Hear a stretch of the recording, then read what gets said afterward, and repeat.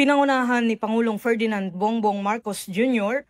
ngayong Martes, August 12, 2025, ang pagdiriwang ng 124th Police Service Anniversary sa Camp Brigadier General Rafael T. Crame na may temang Pulisya, Bantayog ng Bayang Matatag.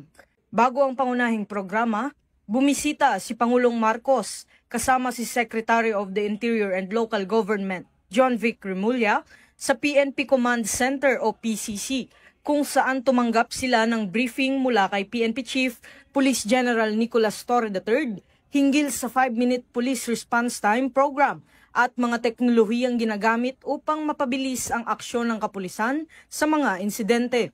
Kabilang sa ipinakitang demonstrasyon ang aktwal na pagtugon ng mga pulis sa mga naitalagang sitwasyon.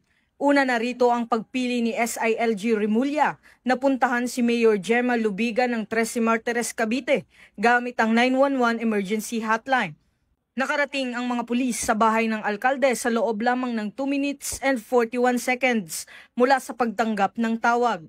Pinapili rin si Pangulong Marcos mula sa mga nakastandby na patrol car na may body-worn camera sa lugar na nakadisplay sa PCC screen para ipakita ang kahandaan ng mga pulis. Ipinakita rin ni PNP Chief Police General Nicolas Torre III ang ilang video ng matagumpay na operasyon gamit ang mga drone at body-worn cameras, kabilang na ang mga insidente sa Panabo City. Aniya, sa kasalukuyan ay 800 sa kabuuang 2,696 body-worn cameras ng PNP ang may kakayahang mag-live stream, habang ang iba ay ginagamit sa pag-recording. Mahigit 40 miyembro naman ng PNP 911 Emergency Response Team ang nakastandby sa PCC para sa agarang aksyon sa mga emergency.